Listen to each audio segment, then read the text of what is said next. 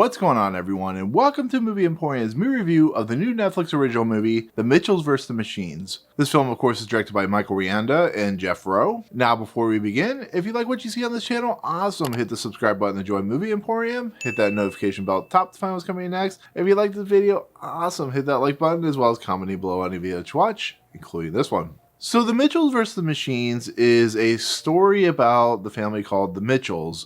We are pretty much in the kind of eyes of this young girl named Katie, who is basically an outcast, similar to like myself. She loves movies, she loves, nerdy stuff, but she has never really gotten along with her father because, her father wants her to become, something normal, but she's not very normal. And in the process, it's caused kind of a rift between the two family members. And the mom, of course, is on the outside trying to keep them together. And then Katie's character has a brother named Aaron who's very much in the dinosaurs. They are very much connected in a lot of ways. And so Katie gets accepted to a school, a film school of some sort in California. And instead of flying to, this film school to start her new life, the father, who wants to reconnect with their daughter, basically goes on a road trip. Now, with that said, there is a company called PAL, which is very similar to like Apple or Facebook, where this gentleman named Mark is basically created these robots that will basically be self-sufficient to help people out. But as with the title name, The Mitchells vs. the Machines, which is a terrible title, by the way, they basically go rogue and they start capturing all the humans, and basically the robots are going to take over Earth, and they are controlled by this thing called PAL, which is the name of the company. And so in essence, the Mitchells have to fight the machines and in essence try to stop this whole kind of apocalypse, as you could say. And so this movie, which of course is produced by Phil Lord and Chris Miller, who are very prominent producers in the market with animated and of course live action movies. It's also directed by, of course, the Gravity Falls creators, who have created a TV series that's very popular, well respected, very much liked. Unfortunately, I have not seen it, so forgive me on that, but it's a TV series that I actually want to go and visit at some point, like I did with Adventure Time. But it's a movie that has also had the unfortunate events of trying to be released during the pandemic. It was supposed to come out very early in 2020. It got pushed to like September, and then eventually for $150 million, it got sold to Netflix. And actually the title, which was much, much better at one point, was called Connected and changed to The Mitchells vs. the Machines, which I don't like that title at all. I like Connected because it fits into the universe of the Mitchells and trying to reconnect, as well as the whole internet thing. And it's also a movie that has, a lot of talent behind it. You have Danny McBride, Maya Rudolph, Abbi Jacobson, who would play the parents and the kid. You also have, of course, Beck, Bennett and Fred Armisen. You have Jay Pharoah. You have all these people in this movie, Conan, Brien. So it's a movie that has a lot of talent behind it. But the question remains, is this movie worth watching? Does it deliver on the Phil Lord, Chris Miller like aesthetic, where they can basically, with the help of, talented directors, create something that wouldn't work in a normal like producer space, I guess you could say. And I will say this: if Phil Lord and Chris Miller ever ask for anything and get rejected, the person that rejected them should be automatically fired and banned and blacklisted from Hollywood, because there is nothing that Chris Lord and Phil Miller have done. They may have done, a couple things here and there that have been great, but there has been nothing that I have seen that Phil Lord and Chris Miller have done or put their hands touched on with other directors that has not been spun into gold. You look at stuff that they have worked on, like Cloudy and the Chance of Meatballs, the Lego Movie, 21 Jump Street, and it's incredible how amazing they are as producers as well as creators. And to bring in the Gravity Falls, creators and stuff like that, and to bring in this cast, this movie, to me personally, some people might feel different, is one of the best films I've seen this year. This movie is magical, it's humorous, it's funny. I say humorous and funny the same thing. It has so many meaningful moments. It has so many moments where you're just like, that is so true with today's technology and how we handle technology. It hits, notes that are just completely on point. This movie is magical in every sense of the word. It's such a good movie. This movie makes me feel happy after watching it. It makes me feel excited after watching it. It makes me want to see what these directors, the guys who create Gravity Falls, will do next. It also makes me want to see what Phil Lord and Chris Miller are doing next, and I've seen what they're going to do next, and it looks hilarious.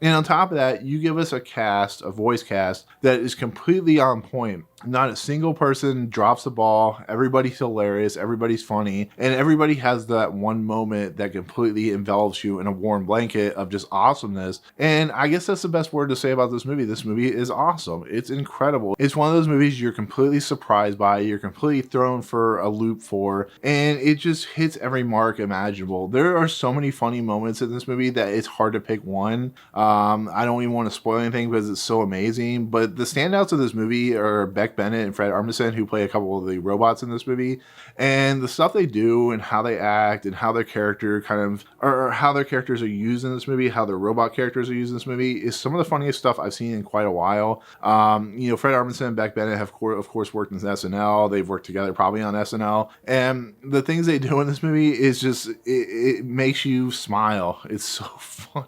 They are well made together. I would love to see like a ride along movie or a road trip movie with these two robots in this movie.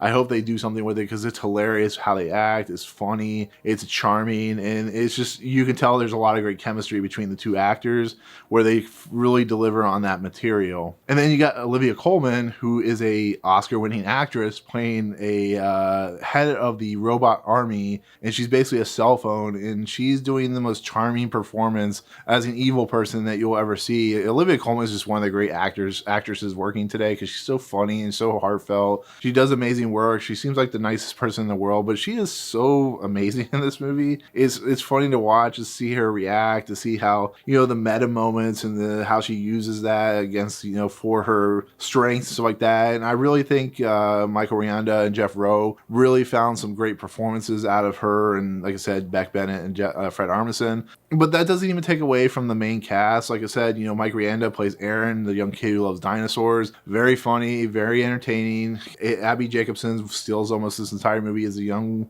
girl who's very much feels like a loner. Very funny. She has some of the most meta references in the movie. Danny McBride and Maya Rudolph play the parents, and they're the type of parents that you see that they're really meaningful and they really try, but you can tell the father is just kind of out of touch and stuff like that. And it's a very understated performance from Danny McBride, who's mostly known for doing outrageous material, but Maya Rudolph has like one of the most funny scene-stealing moments in this movie. Maya Rudolph's just a treasure of an actress, and it really, really shows, and so on and so forth. And like I said, there's like Conan O'Brien and so on and so forth, Chrissy Teigen, I think it was Charlyne or something like that, who are in this movie who have small bit parts. But like I said, there's not one point where I ever felt like anybody had any like moments that were low, any moments that were bad, any moments that were terrible. And that's what makes this movie work, is if you have an A-level script, if you have grade A material, if these actors are willing to go and above and beyond, even through voice work, and take the material and elevate it,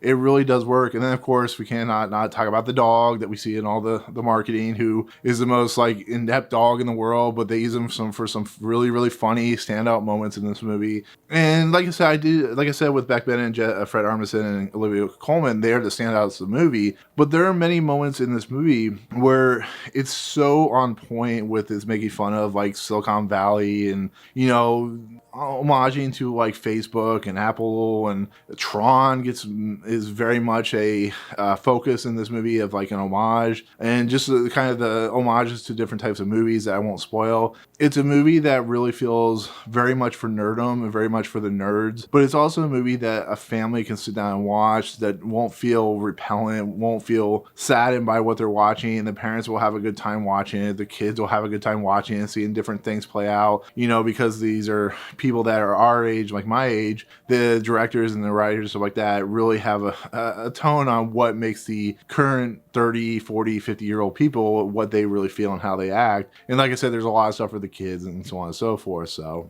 and as I do in every review that I review, the last part I like to talk about is, of course, the music. And Mark Mothersbaugh is, of course, the composer. The dude's a genius. He switches from theme to theme to theme. The themes could be completely different from one another, but somehow they connect well, somehow they work well, and somehow they just like really fit the tone of whatever scene that he is, he's composing for. So when they go to like the Tron style level and stuff like that, it really feels like Tron style music. And when they're in, certain other areas, it really feels like action music or, low key drama music or whatever. But it really just, once again, just fits the tone of the movie and feels feels completely on point with the story that's being presented. So, but that'll be it. That'll be my take on the Mitchells versus the Machines. Like I said, it's a movie that is for everyone. It delivers on everything that it represents and presents. Very funny, has some great meta jokes, has some great humor. A lot of people stand out in this movie, and it's just a movie that is one of my favorite movies of the year. That's all I can say. It's a movie that I truly think will be a very special movie for a lot of people, and I think it's going to be very popular when it comes out on Netflix. So I think you'll hear a lot about it, and it's rightfully deserved. So, but that's it. That's my take, and thank you so much for watching. Let me know in the comments below when you decide to see this movie. Once again, thank you, Netflix, for allowing me to see this early. Do you agree with me? Do you think this movie is truly an awesome movie? If you don't like it, tell me why you don't like it, all that good stuff. But otherwise, let me know in the comments. Otherwise, if you like what you see on this channel, hit the subscribe button to join Movie Emporium. Hit that notification bell at the top to find what's coming next. If you liked the video, awesome. Hit that like button, and as always, we'll see you guys on the next video.